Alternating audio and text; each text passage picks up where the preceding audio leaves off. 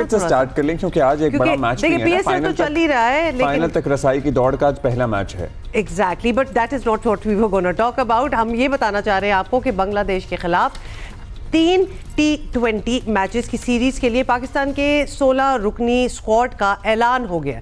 So basically बताना ये था, और टीम की क़यादत सलमान अली आका करेंगे। पाकिस्तानी स्क्वाड में शादाब खान, अबरार अहमद, फ़हीम अशरफ, फ़खर जमान शामिल हैं। हारिस रऊफ, हसन अली, हसन नवाज, हुसैन तलत, मोहम्मद इरफान भी टीम में शामिल हैं। इसके अलावा खुशदिल शाह हैं, मोहम्मद हारिस हैं, मोहम्मद वसीम जूनियर हैं, नसीम शाह हैं, साहबजादा फरहान, साइम अयूब भी पाकिस्तानी स्क्वाड में शामिल किए गए हैं। सीरीज के तीनों मैचेस क़ज़ाफ़ी स्टेडियम लाहौर में खेले जाएंगे और मैचेस के स्केड्यूल का ऐलान मुकर्ररा वक्त पर कर दिया जाएगा। सुहेल इमरान हमारे कॉरेस्पॉन्डेंट हमारे साथ हैं। सुहेल भाई बताइएगा क्या खबर है आपके पास? और एक दफा फिर साबिक कप्तान बाबर आजम और मोहम्मद रिजवान को नजरअंदाज किया गया है। और एक्चुअली नजरअंदाज ही होता है, मैंने इतनी अच्छी उर्दू यूज की है। शाहीन शाह अफरीदी भी नहीं है बाय द वे इस लिस्ट पे जी।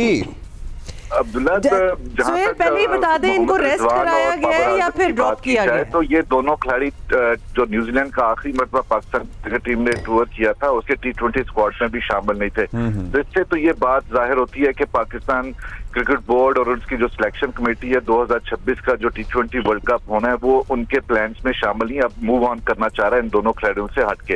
हैरानकुन तौर पर जो चीज सामने आई वो है शाहीन अफरीदी का टीम में ना होना। क्योंकि वो दौरे न्यूजीलैंड में शामिल थे। जी, वो दौरे न्यूजीलैंड में शामिल थे। और एक मतलब फिर अगर आप देखेंगे जो 16 रुकनी स्क्वाड अनाउंस किया गया है, इसमें 8 तब्दीलियां की गई हैं। इसी तरह जब आप न्यूजीलैंड जाते हैं T20 स्क्वाड में, उसमें भी आपने बेशुमार तब्दीलियां की गई। अब एक मरतबा फिर 8 तब्दीलियां की हैं, लेकिन जो हमारी सिलेक्शन कमेटी के जराये से बात हुई है, अब वो ये एक सेटल्ड किस्म का स्क्वाड दिखाई दे रहा है। अगले एक साल के लिए तकरीबन 10-12 महीने 10 महीने रह गए हैं T20 वर्ल्ड कप होने में।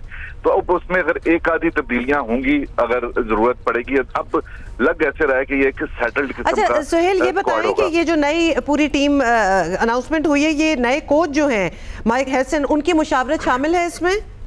जी डेफिनेटली। माइक हैसन की जब अपॉइंटमेंट हुई थी और अपॉइंटमेंट से 1-2 रोज पहले ही जब उनका इंटरव्यूज भी हुआ था, तो वो यहाँ पर नेशनल क्रिकेट अकेडमी में आए थे और उनकी आकिब जावेद जो कि सिलेक्शन कमेटी के रुकन भी हैं और कन्वीनर भी हैं सिलेक्शन कमेटी की, उनके साथ मुलाकात हुई थी। और उसके बाद जब तमाम टीमें चली गई इस्लामाबाद, जहाँ पर दोबारा से PSL का आगाज हुआ, वहाँ पर भी कुछ सिलेक्टर्स की जो है माइक हैसन के साथ बात हुई, क्योंकि वो इस्लामाबाद यूनाइटेड के साथ थे।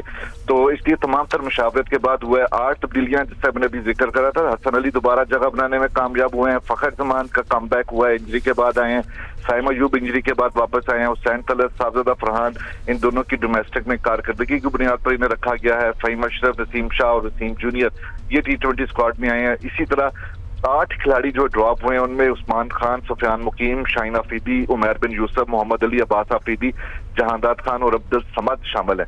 तो इन तमाम के ऊपर मुशावरत। We get it. अब ये स्क्वाड कितना बैलेंस्ड है, क्या बेहतरी हो सकती थी, या this is the best we have and this is the best we could come up with? इस पे हम अपने तज्जियाकारों से, क्रिकेट एनालिस्ट्स, एक्सपर्ट्स जो थोड़ी देर में हमारे साथ होंगे, लेकिन उसके अलावा भी बहुत सी चीजें हो रही हैं।